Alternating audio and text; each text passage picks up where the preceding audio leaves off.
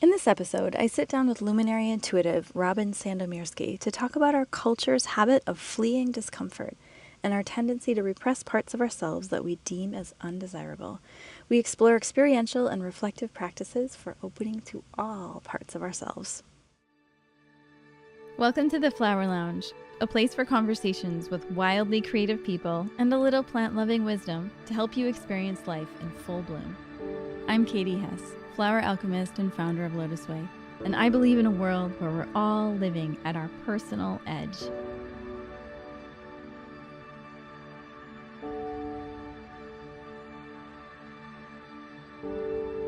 Welcome to the Flower Lounge Podcast. I am very excited because we have a repeat guest and she's one of my besties.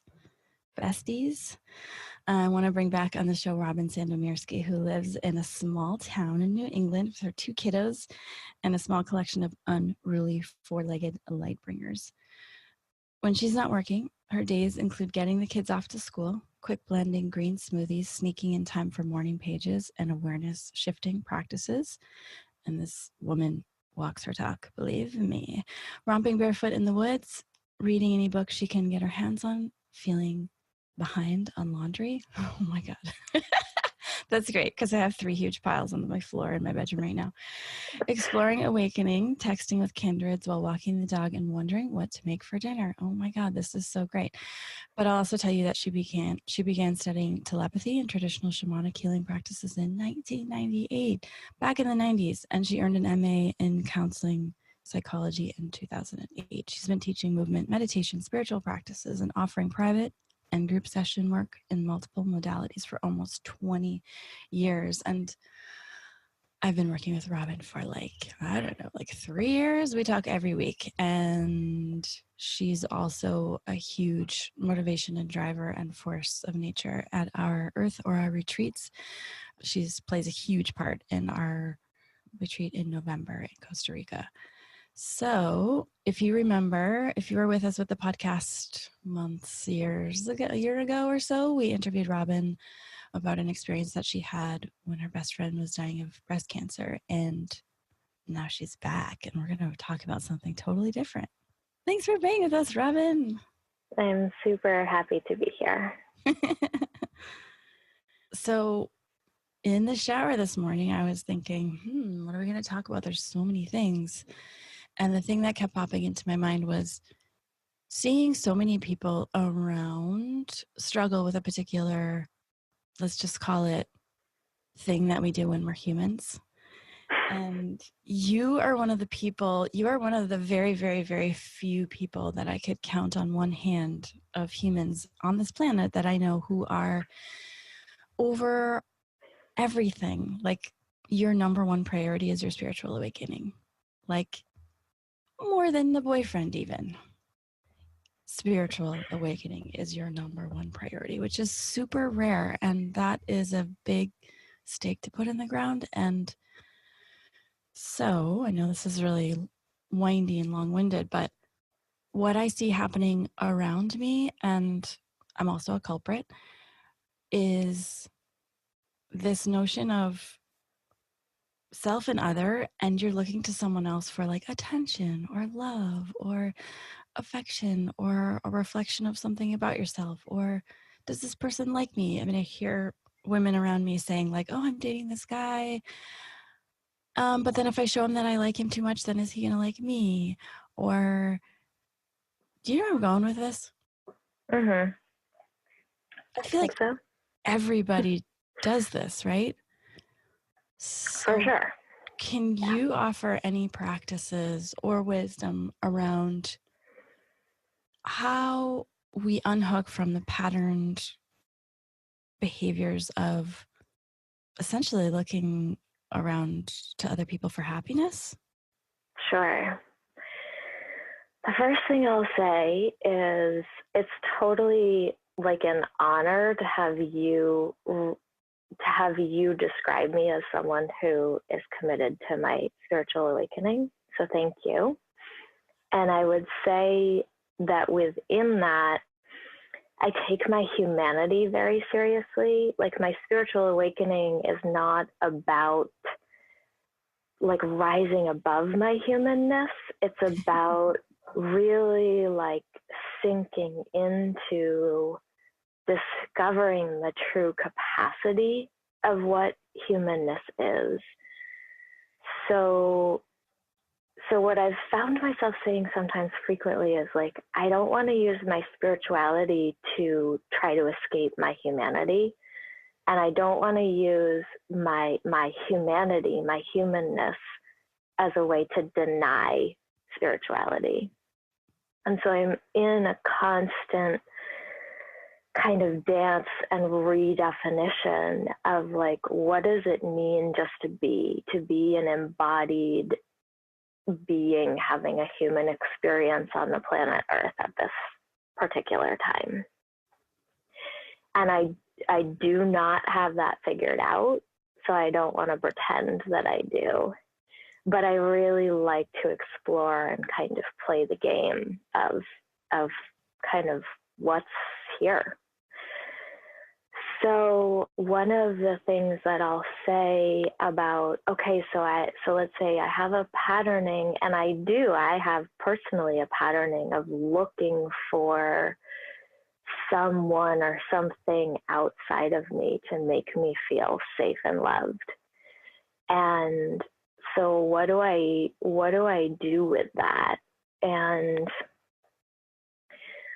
the way that I be with myself and invite others to be is to notice.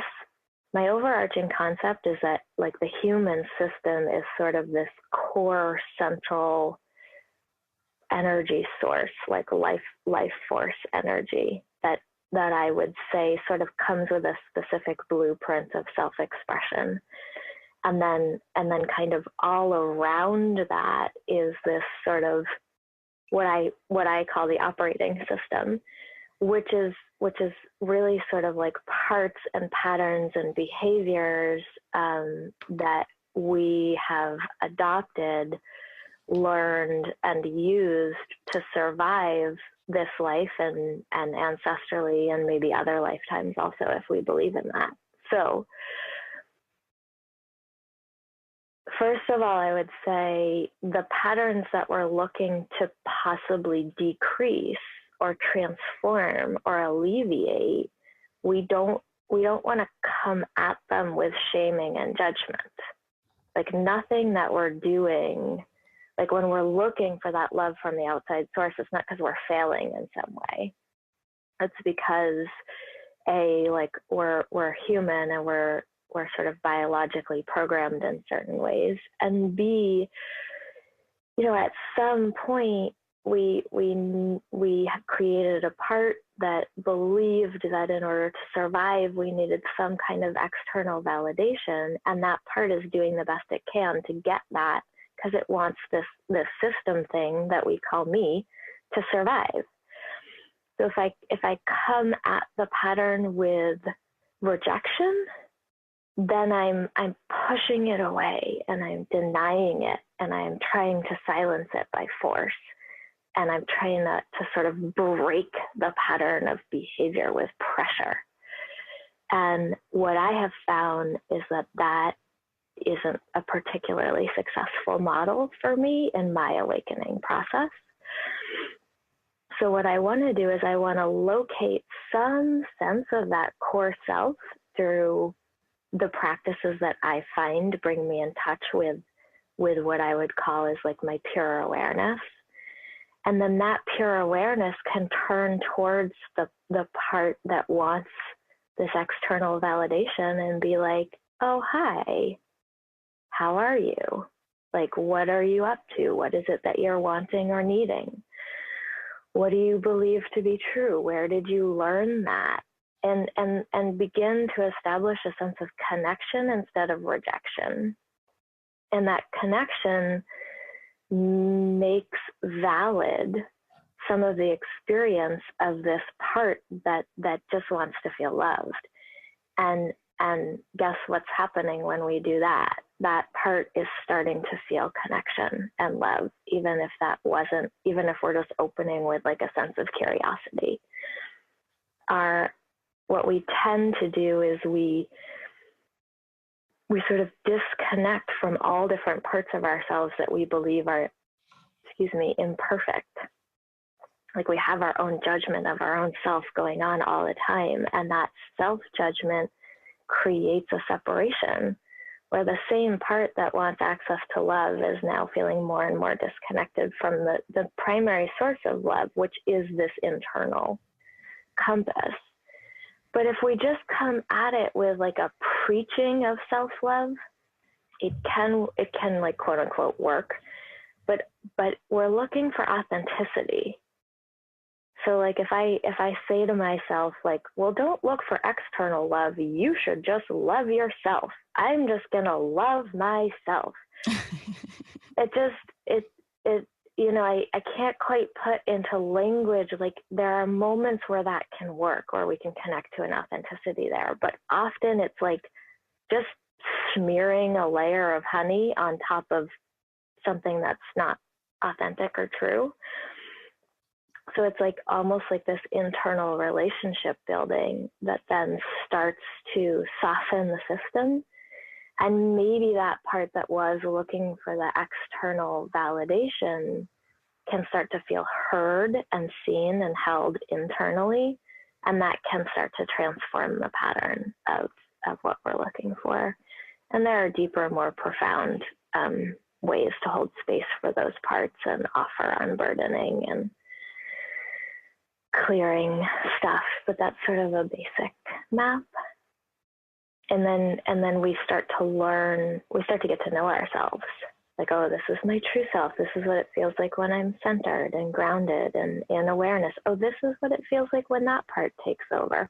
Oh, there's this other part that doesn't like it when that part takes over and tries to get her to shut up and hide and be quiet. And that part feels like this. Okay. And as we have awareness of how we're patterned to be, we can kind of ally with those parts and be like, hey, I'm here too. How do we actually want to proceed? I have no idea if I answered your question, but I said a lot of words. Yeah, I mean, I think it's interesting. Like I use the word culprit. So like already hardwired in my system, it's like, you're doing something bad or wrong, but it's just human. It's what we all do. Yeah. The softening. Like the normalizing of it can really help. And then I think the other thing that sort of frees me up sometimes is understanding that, for me, the concept that I use, that there are different parts of me in that operating system, and each of those parts doesn't have access to all the wisdom and all the knowledge and all the truth that my core central self does. So some of those parts are sort of making decisions or enacting behaviors to the best of their ability based on what they know to be true. So it's kind of like a model where basically each one of us are sort of like schizophrenics and like fractured into little pieces because of whatever experience. Yeah. So, and what I say sometimes is like, if we understand the concept of, it's like what's missing in a human that's suffering at the level of some kind of presenting as having multiple personalities. What's missing is the contact with the core central self that can see the different parts that arise. And so it's just ego self-identification as the parts. We all do that sometimes. We all have moments where a part of us like takes over and drives the bus and determines a behavior. And like we kind of look back and we're like, oh, I did that thing again that I do sometimes. Like I shut someone out, or like I yelled at my partner and I got really mad even though I didn't mean to. And when we're like more centered, we can see that arising. We can see the part that wants to yell or wants to defend or wants to disconnect arising. And then internally we can meet that part. And so it's that sort of can differentiate, like, do we have a way where we're aware of the parts of ourselves, or do the parts of ourselves just show up as distinct things without any awareness of each other or of the core self? But yeah, I used to joke with people, and I probably still do, especially when people come to work with me one-on-one and they're sort of new to my modalities. I'll be like, yeah, so we're basically like cultivating multiple personality disorder so that we can get to know and befriend like what you're really up to. Because what we do, what we're sort of encouraged to do by society is kind of like repress and silence the parts that we don't like, and then kind of pretend the whole thing isn't happening, and come up with like a highly functional manager who can just perform societal norms, you know? That sounds like a nightmare. And it's kind of what we're up to, is like this protector is protecting this hurt part, and we're pretending that doesn't happen, and we've got a manager who's just like, everyone stay quiet so I can get my stuff done and be okay. And then if we're on like a spiritual path, often we start to like think that we're supposed to be calm all the time and feel good all the time. And so we can accidentally get into even deeper repression of the parts of us that are suffering, or that have experienced trauma, or that have desires that we see as like not quite pretty enough to be on our spiritual path. It's like we don't, like, my whole thing is like, when I'm in my internal dialogue and I feel, you know, these less like perfect parts of me arise, I'm like, hey, you're welcome here. Like, we all get to awaken. It's not just for the pretty ones, you know?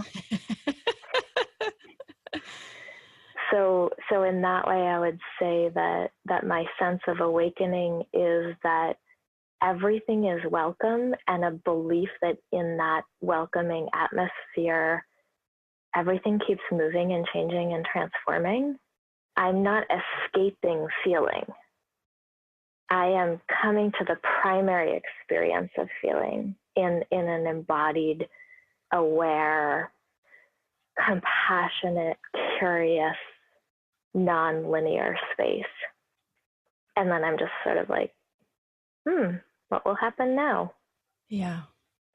So to circle all the way back, for all of us who all have those parts, and I'll speak from the perspective of like self-identifying as a woman who like wants to be with a man, and I'm like, does he like me? Am I safe? Does he love me? Is it okay?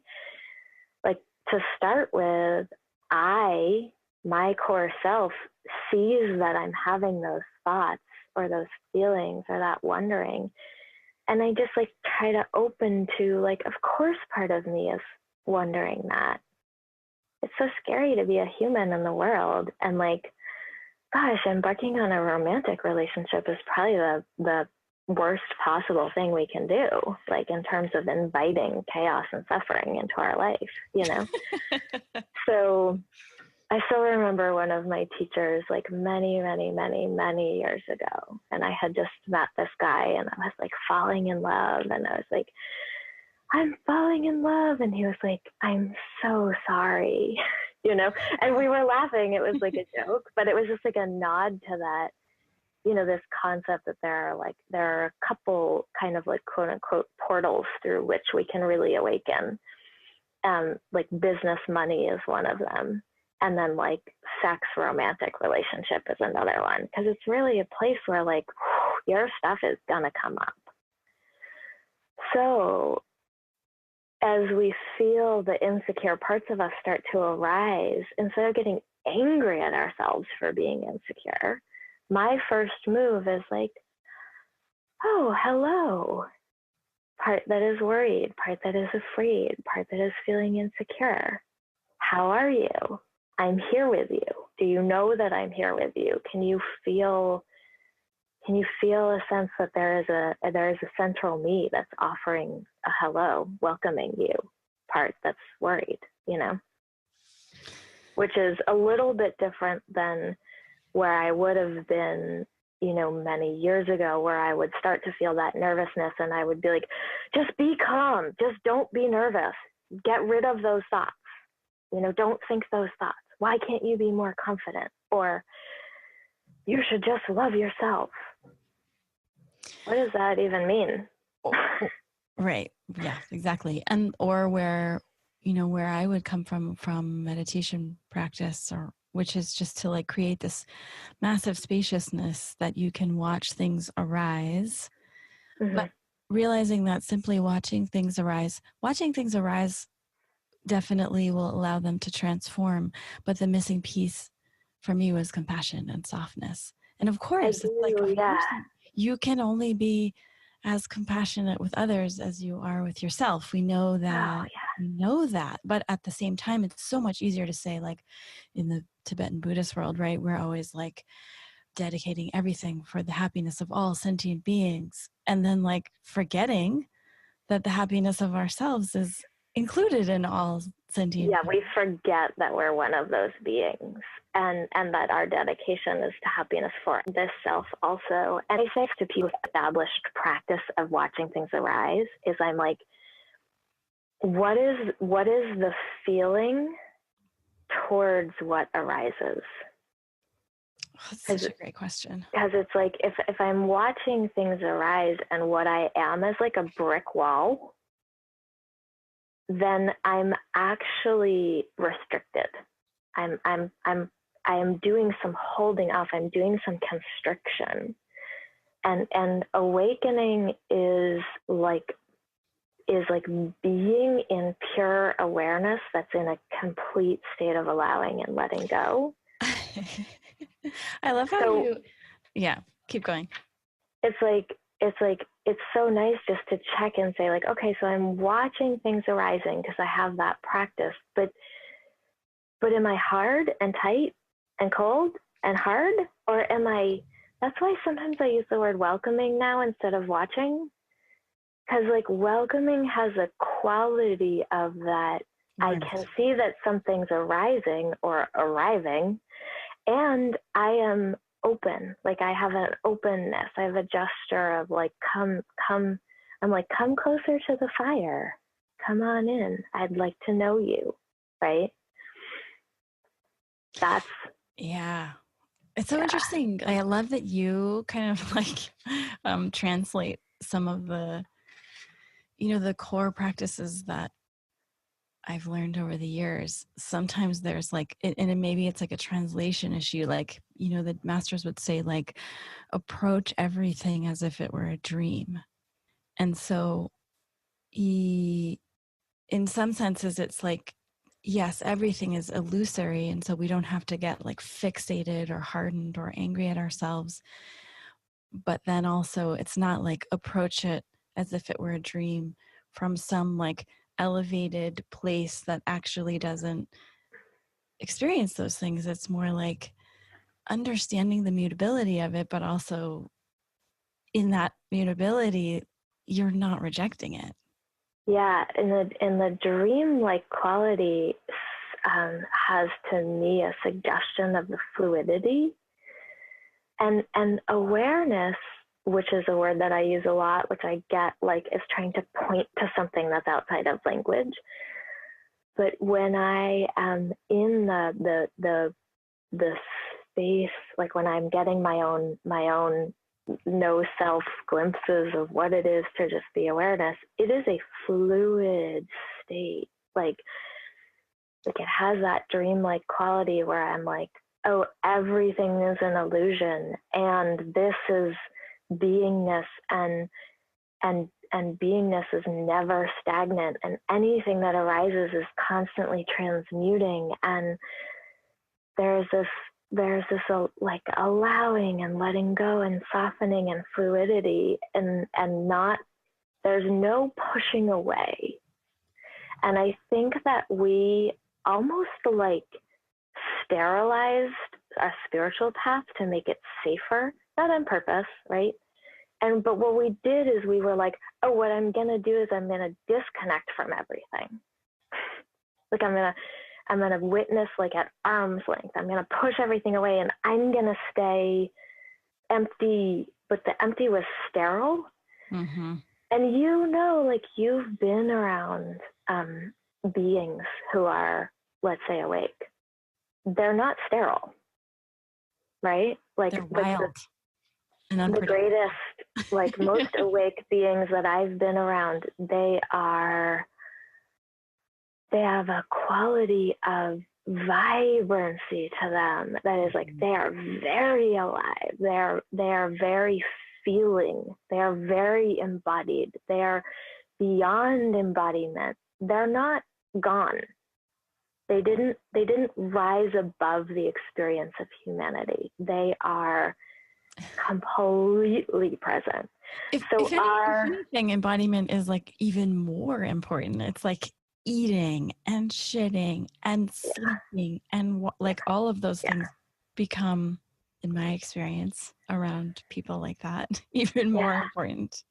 Yeah, because this is like, I don't know if this, like the language that's sometimes used is that the sensations in the awareness of the embodiment experience, that's our primary experience. That's the only place where things are real and not translated by thought. So all of that is the playground of, well, how do I be awareness? Well, it's as soon as we're labeling and storing and thinking, we've left embodiment and we've gone into identification with thought. So, okay, well, what is it in the body, right? So yes, so the beings that we see or meet or can study with or can learn from or can see are alive on the planet that are expressing in an awakened state, they are not sterile, they are not cold, they are not unfeeling.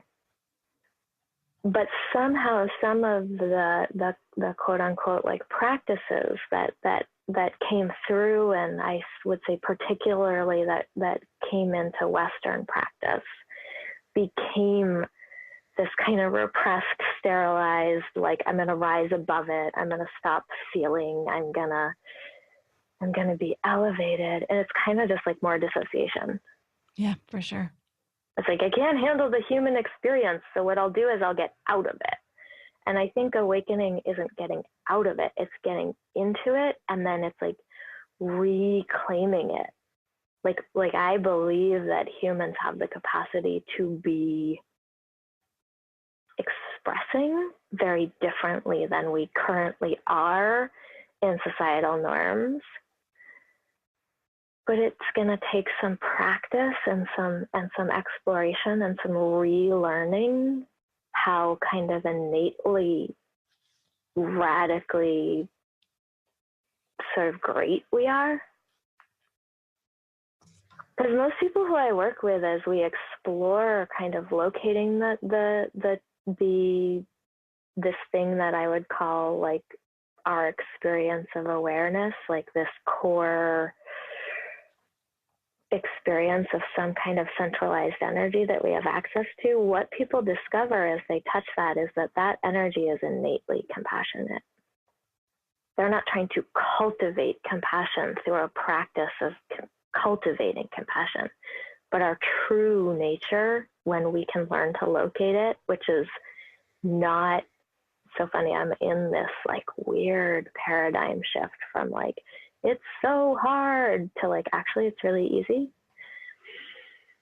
So both, it's really incredibly hard to locate our true nature when we're so kind of like programmed and brainwashed by just society and birth family and everything just to live in our operating system.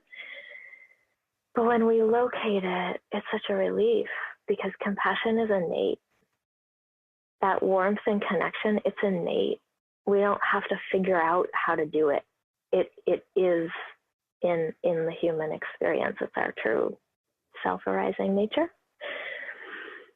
And then when you get stuck in a little knot, sometimes it's hard to locate it for yourself. You can find it for everyone else. I remember a couple of weeks ago when I had this like crazy back pain, and you were like, "Oh, you're such a soft person, Katie. When are you gonna consider offering some of that softness to yourself?" And I was like, "What do you mean?" Yeah. And I think I said, like, it's the most challenging territory. Like, it is the frontier of the self is, gosh, can I feel safe enough to offer compassion to myself? Well, and I think if, because I think I was in the mode of like, well, how do I find that or locate that, cultivate it? And just as like for the listeners, if you have the same thing arise, I was sitting outside and I was like, doing this breathing practice. And then this beautiful breeze came up and it was like, oh, right. Like Mother Nature has like this endless, vast well of compassion. And I can just like borrow a little bit from there to sort of like wake up my own, oh, that's what that is. Oh, right. Mm-hmm. Yeah, totally. And the great mother, when we're here, I'm such a like alien speaker, but when we're here on the planet Earth, we are in profound sacred energetic relationship with the Earth. And so, and we've kind of cultivated, let's say energetically, just like we disconnect from our parts, we hold the energy of the earth, of nature, of the great mother at that arm's length distance. Mm-hmm. And just like softening and recognizing the depth of that connection. Like the earth itself is in a state of compassionate grounding and meditation. So it's like, yeah, absolutely. We can borrow from that because it is of us while we are here. We're having sort of almost like a shared compatible somatic experience of the human body and the earth body all the time. We just are like pretending it's not happening. Mm-hmm. Yeah, so, it's like so many resources that are all around us that we get wound up so tight in our little thought patterns that we don't realize we have so much access to, or we could have. Just constriction. We're in all kinds of patterns of holding back and constriction, and it's primarily self-protective, and it's primarily because there's some kind of pain, suffering, trauma frequency inside our system, whether from ancestral or past life, if we believe in that, or this life, that we truly have parts of us that believe that we can't handle. Those parts of us think that suffering thing is so painful that it will overwhelm us and we will not survive it. And so we've created protectors and constrictions so that we won't feel it. And that constriction then becomes a pattern of constriction, and we won't connect with those parts of ourselves. We disconnect from others. We disconnect from that everything's connected. We disconnect from the earth, and all this holding and tightness and constriction and holding back, which if we just take it into the human body, we're like, it can be as easy as just, can I soften? Or can my awareness scan my body and see where there's tightness or constriction, and just acknowledge that both I'm creating it and I'm experiencing it? And I remember that day that we talked about your back, and I was like, one game that I play is I have a concept that when we're in the human body, we can work with breath as symbolic of that innate compassion that I talked about, which we also can feel from the breeze, right? And that if we're like, oh yeah, what if the breath, what if the breath is a symbolic presence of our innate capacity for compassion? And then what if I feel a sensation of tightness or constriction or gripping or holding in my body? And what if the breath is an offering to that? Just to see what happens. That's pretty simple, right? Super simple. You could find yourself swimming in an ocean of compassion. Possibly, right? you know, and it's hard, like, or you could find yourself feeling something tight around the concept of offering, and then you could offer to that, right? Like, yeah, I like to remind us all that when we're on a real journey of deepening into our humanity and our awakening, it has moments that are very uncomfortable.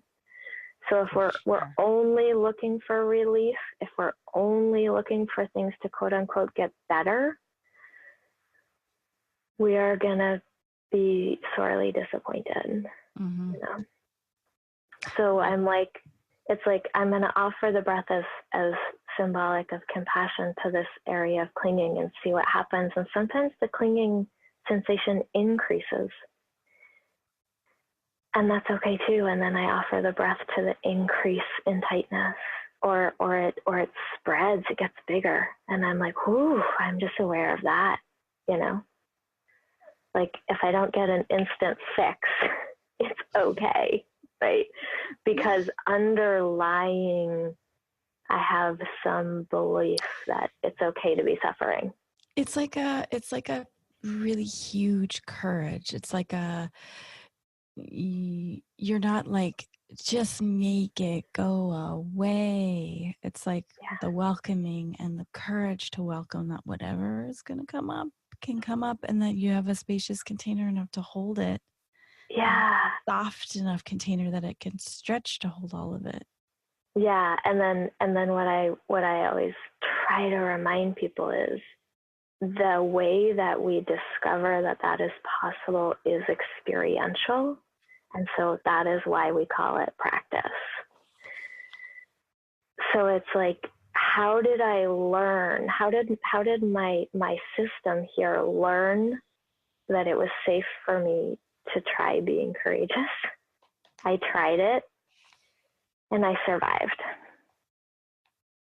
And then I turned towards something else and I survived that. And it's like, we could just talk about wiring. Like, we are rewiring a new response or a new capacity into the system.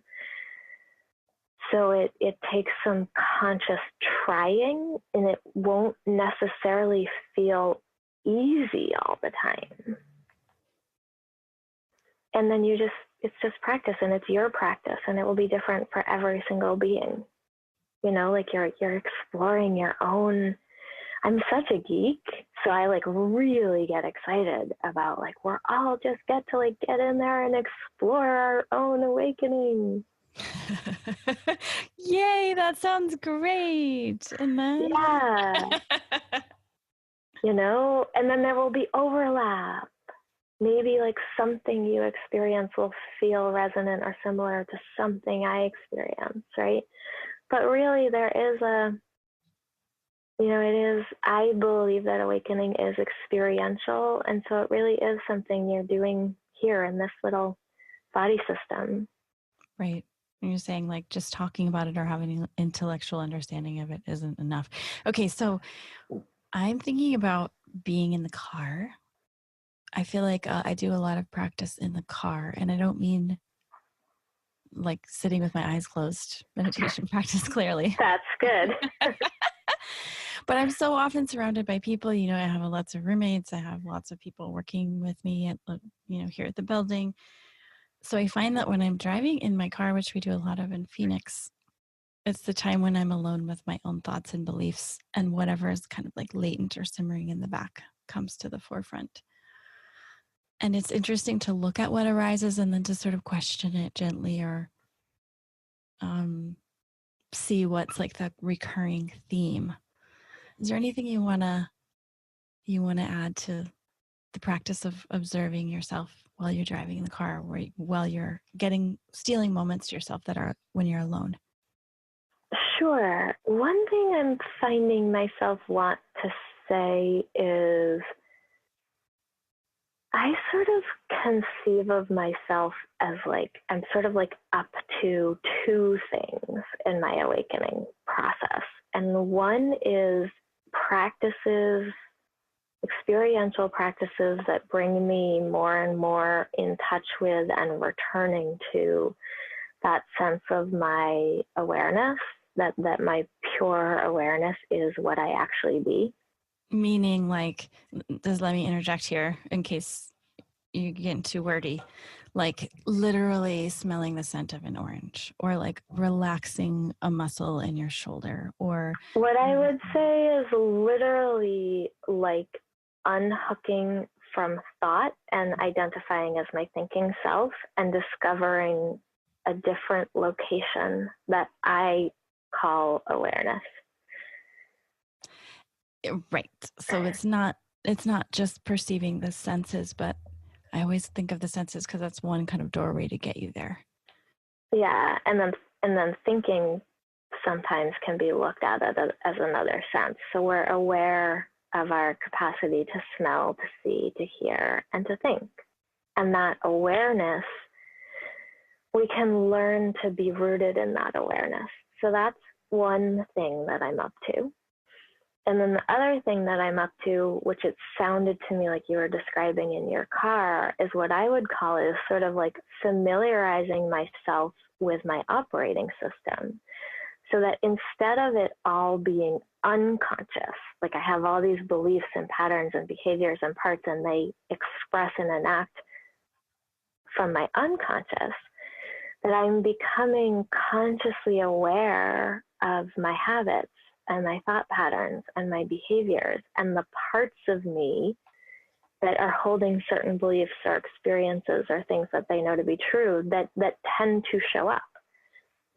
And as I get to know them, that's another part of my practice, is sort of what I would call getting to know my operating system.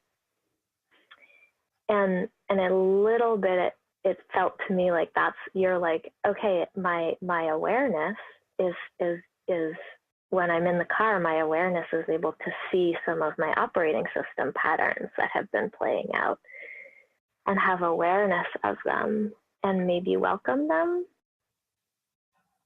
That would be a way that we could start to conceive of that practice. And yes, I do want to enforce that awareness of the senses can be a way to unhook from thinking and locate awareness. And sometimes noticing that you have the capacity to sort of move your awareness. So you might notice what you smell. So it's like awareness of smell, and then awareness of vision. What do I see? And then awareness of sound. What do I hear? And then awareness of a physical sensation in the body. Like, I'm going to send my awareness to my right knee and see what that feels like. And as we start to realize that we can move our awareness, we're like, oh, that means that awareness is a thing, right? It's a energy. It's a beingness, because I can shift it around. Often that awareness that we can shift around is just aware of thinking and thoughts, and that's the only thing it's doing. And our operating system is just firing off all kinds of patterns and behaviors and beliefs, and we're not conscious of it because we're in our patterns behaviors.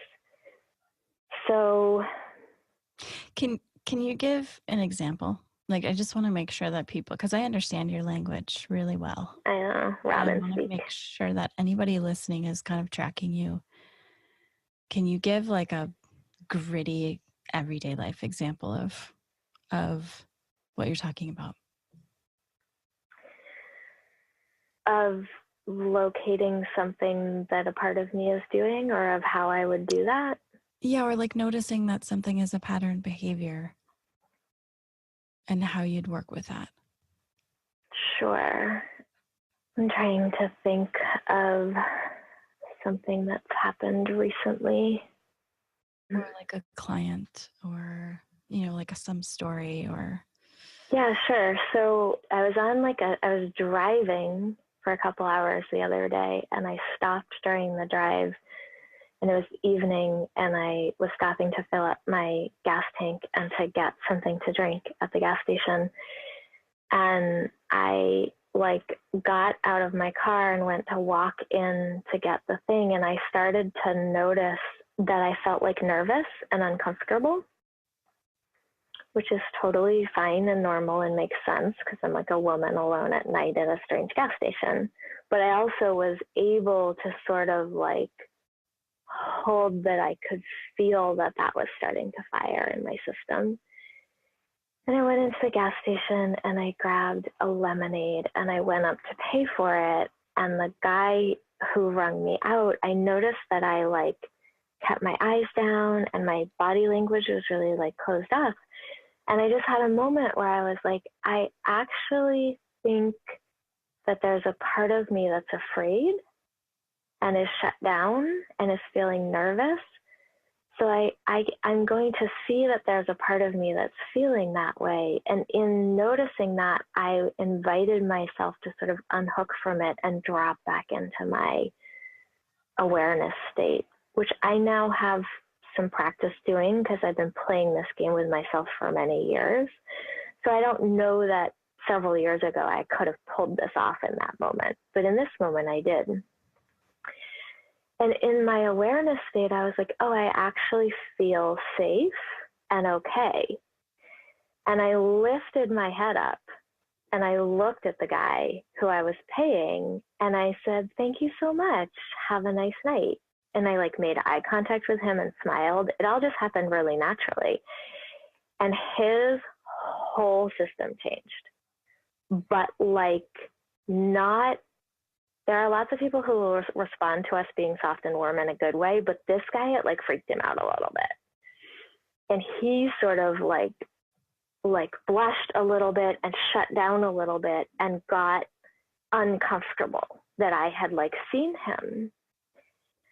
And I started to feel bad, like I had done something wrong. Like I saw this thing in me fire that was like, oh no, like I'm too much. I did too much. Oh. Like my energy was too big. And I was like, oh wow, that's the next pattern that's firing, is that as though somehow because this person got uncomfortable, but really this poor guy just got uncomfortable because at some point in his life, someone made him feel bad, right?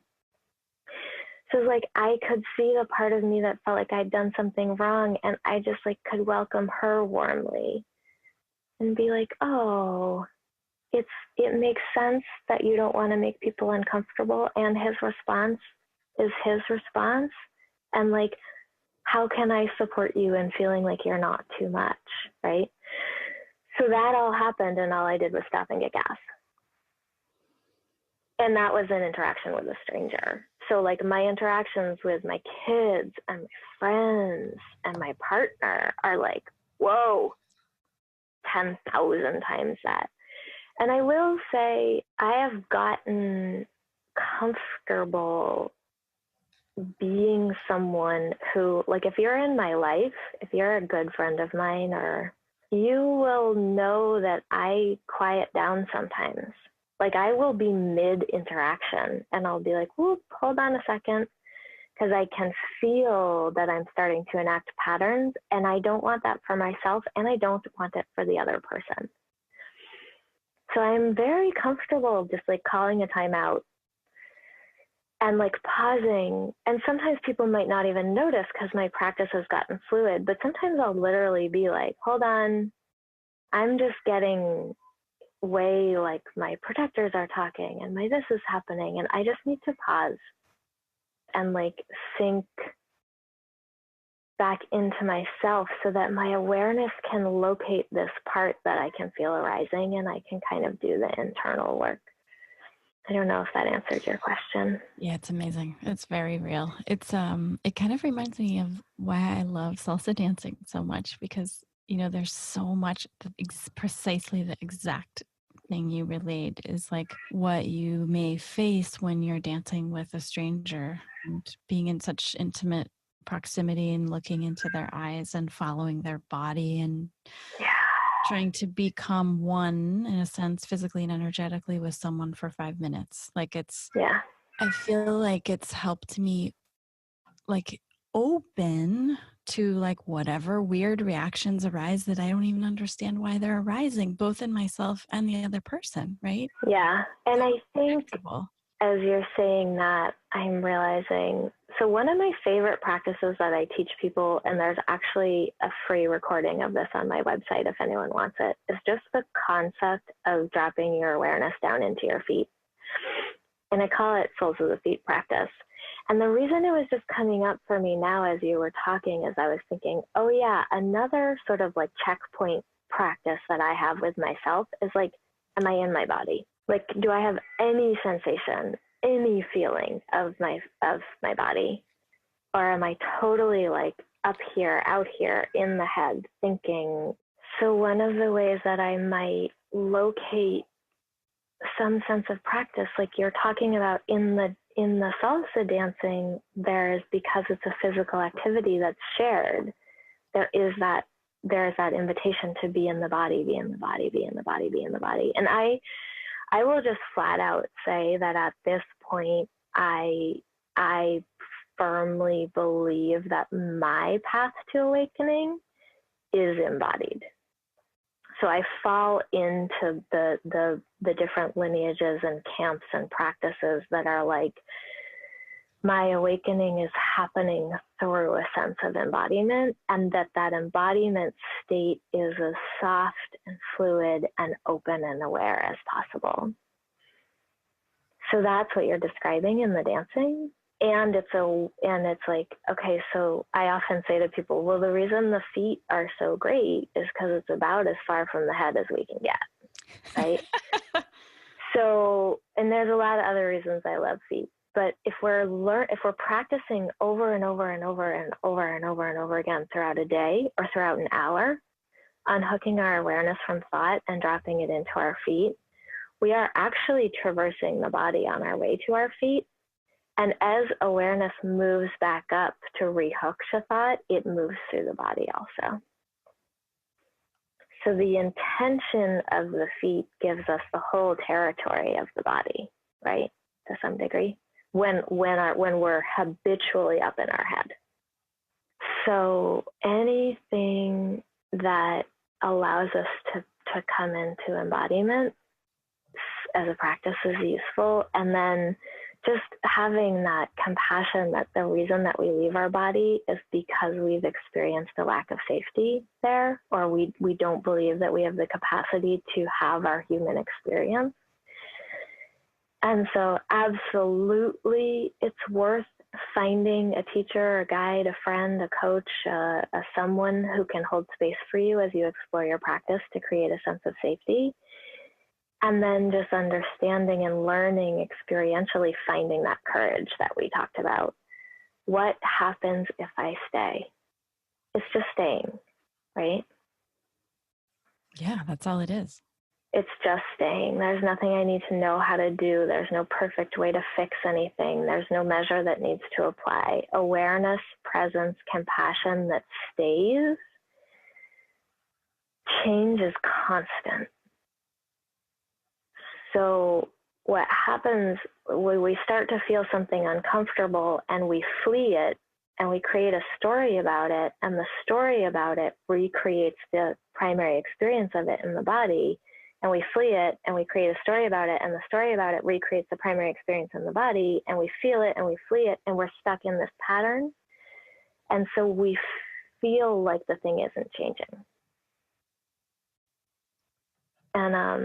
And it seems to me that many different like schools of therapy and neuropsych and spiritual practice and all kinds of things are starting to point to staying with allows this just sort of natural completion or shift or change or transformation, because like everything is always changing. I mean, I think it's easy to reflect on, like each of us could reflect on a time in our lives when we wanted to run. Or like 40 times a day. Escape something. Yeah. All the time. Like, I'm not even joking, you know? Like, and that's the thing that I think has really been the most comfortable thing for me in the last 3 to 5 years on my spiritual path has been like, oh, I'm pretty screwed up. And that's totally okay. Like I have anxiety, I have fear, I have panic, I have like, there's like 40 times a day when I catch myself fleeing my body, dissociating, having a very exaggerated nervous response to something. And I'm just like, oh, honey, you're welcome too. You know, oh, you're welcome too. Oh, you're welcome too. Oh, you feel like you're going to die because you haven't filed your taxes yet. I totally get that. You're welcome too. You know, like, I haven't become someone who's like, what I want to say, and I'm like kind of being flippant, is like, I haven't become someone who's less neurotic. Like, I am still kind of like a lunatic. And I'm like, oh yeah, hi, right? Oh, there I am. Like, whoa, I'm so stressed out because my dog barked at the mailman. Like, I think, like, I have very, and I'm like going to go off on a whole tangent, which I won't do. I think that as we awaken, we realize how sensitive we are as creatures. And that sensitivity is okay. And I am an incredibly sensitive creature, you know, and for much of my life, I thought that like somehow my spiritual evolution or getting better or something was going to make me less sensitive.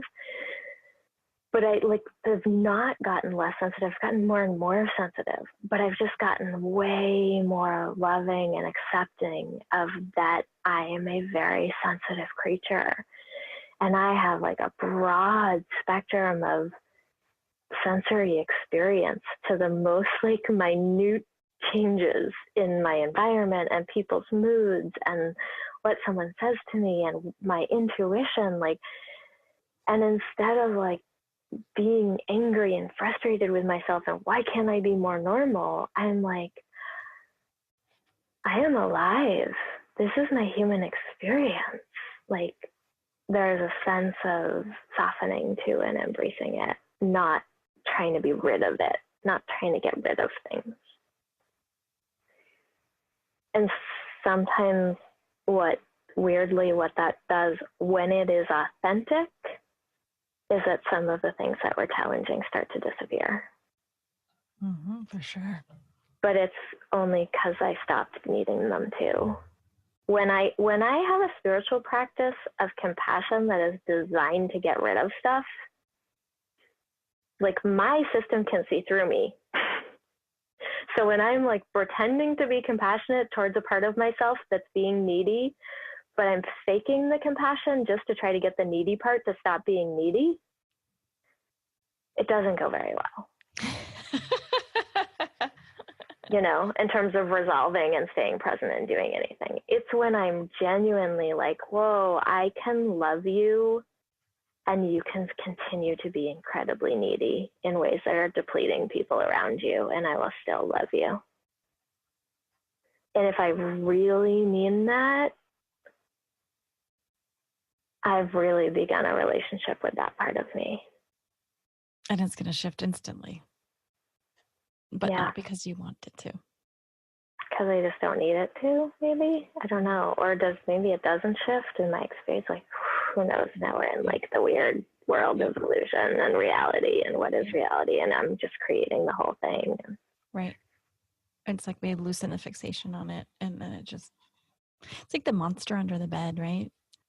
Mm-hmm. When you make friends with the monster, it sort of dissolves. Yeah, and when you do that, the next monster shows up and it's bigger. Right. And that's what I try to remember to tell people, because I think we approach spirituality as though, oh, I'm going to hold the monster and then it'll disappear and then I'll live happily ever after. And my experience is that in reality, as we show our capacity to meet and befriend the monster, the bigger monster shows up. Yep. And then we befriend that one and the bigger monster shows up. And then we befriend that one and the bigger, and like, and now I'm like, I'm holding a beast. Like and it's just like, okay. And I can, okay. And then that, like, I become more and more aware that my awareness is infinite. And because my awareness is infinite, it can hold the most biggest, scariest stuff. And then all I am is just that nothingness that can hold everything. And if I can get a glimpse of that for a moment, it feels true, and it's enough to make me courageous again, right?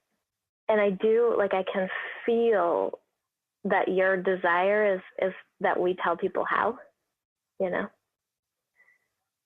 And I have the same desire, and I don't have an answer yet, you know? There's so many different little practices that we engage with, and then we play with them, and then we see what feels like it's clearing things for us or holding us, or everything that you create is doing that for people, like from your products to the retreats to the meditations and practices that you teach through Flower Evolution. Like, all of that is ways that we can do this. And my one-on-one work does that, and it's just everyone finding their own experiential path that feels aligned and resonant for them, you know? If there was like a 10-step manual or like a little blue pill, we'd all have taken it by now.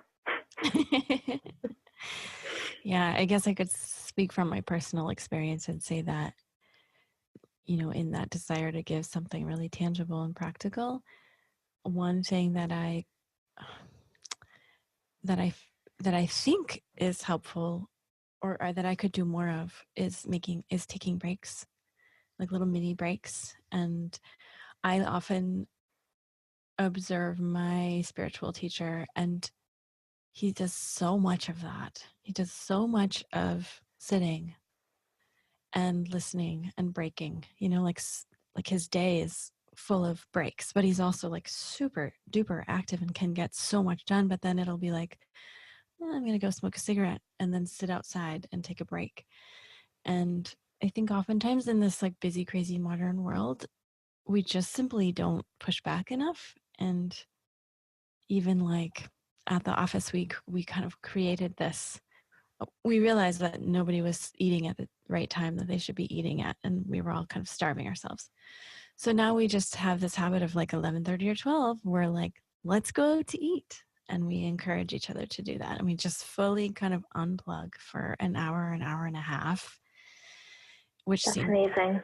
kind of indulgent. And we'll just like go explore like this new Vietnamese dive restaurant or this crazy new Chinese restaurant or wherever, and have tea and eat and laugh and joke. And it invites so much space into the day. Yeah. And it seems like so simple, but just taking 5-10 minutes to like walk outside and sit there and see what's arising. I remember one of the most powerful practices that I experienced with you was in Costa Rica, when you led the group in it's like body awareness practice, where you might have started with the toes, or you started somewhere. I did, yeah. Started with the toes.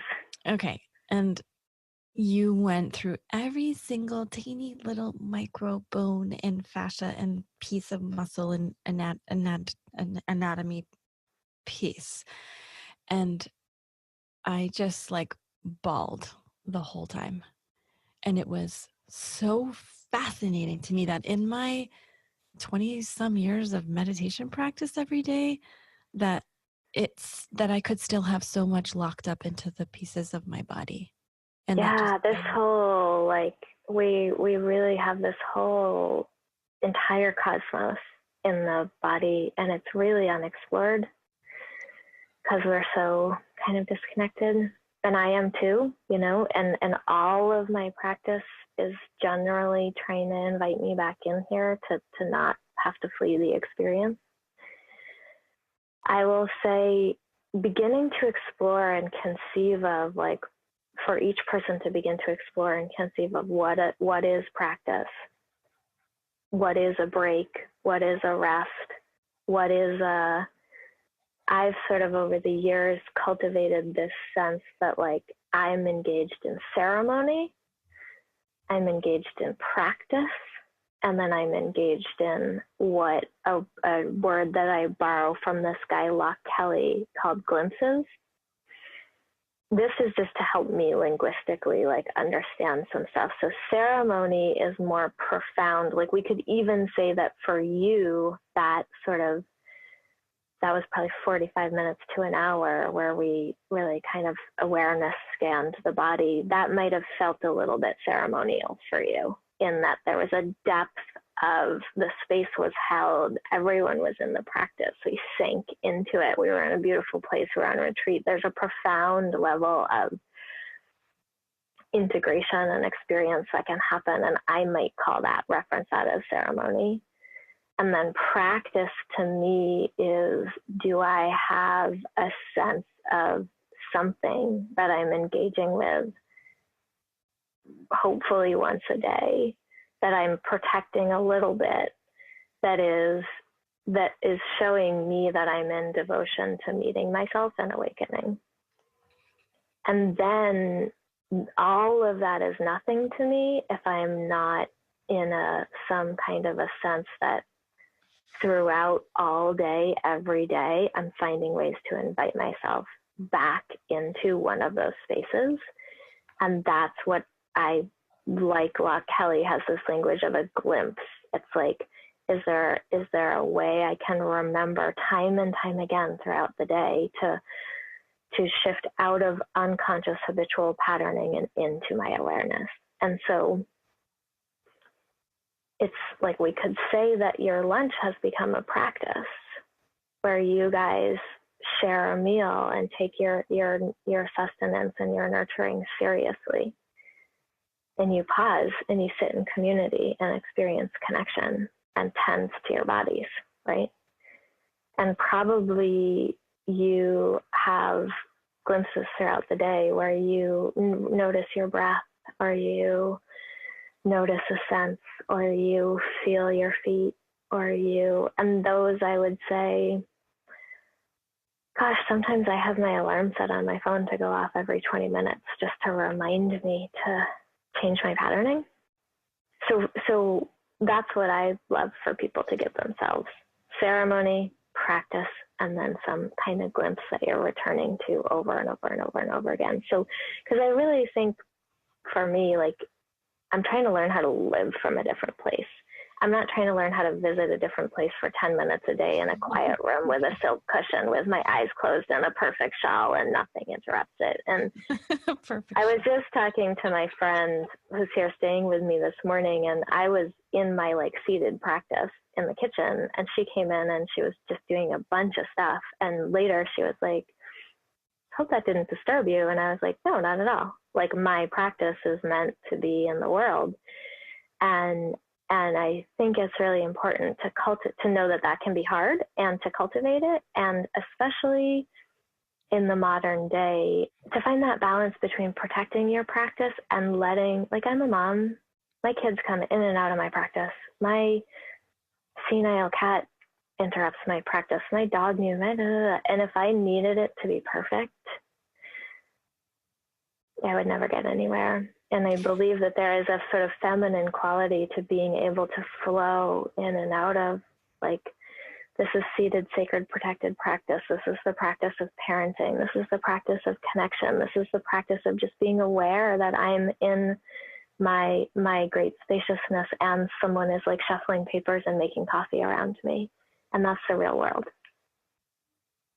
And then I know you have to go soon, but just to circle back all the way around to the beginning of, the distraction of other and the patterning that so many of us have of other validation. So you may be sitting in meditation practice or doing your thing, and you're like catching a glimpse of your own patterning. Does this person like me? Does this person think of me? How do I, that type of thinking? how do you use that as a trigger to glimpse into something more transformative or antidotal, or like how to use that as compost? Yeah, I try to build a relationship with that part of me. So the part that I can see, or that I can see wanting from other, I try to engage that part in loving conversation. And I, like, in a relationship, that part wants to be in relationship with other. I then also want to be in relationship with that part. Yep. It begins to feel like a relief at some point. I get that it doesn't start that way, but like when I sit down for a moment with myself, and there may be a lot of people, I want to say women, but I'll say people who are listening to this, who, like, we hold a lot. Like, we hold so much for so many businesses and people and animals and the planet. And blah, blah, blah. Sometimes when I pause and I just, like, take a few breaths and fill and empty my low belly, and then I just turn my focus inward, I'm just like, oh, all I have to do right now is get to know myself. Right? Like,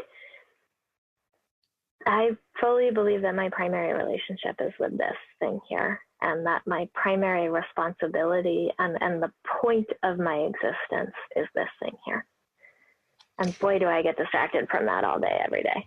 Yeah, exactly. And that's what I think your work boils down to, is like making time to explore yourself. Yeah. And not being so wooed by other.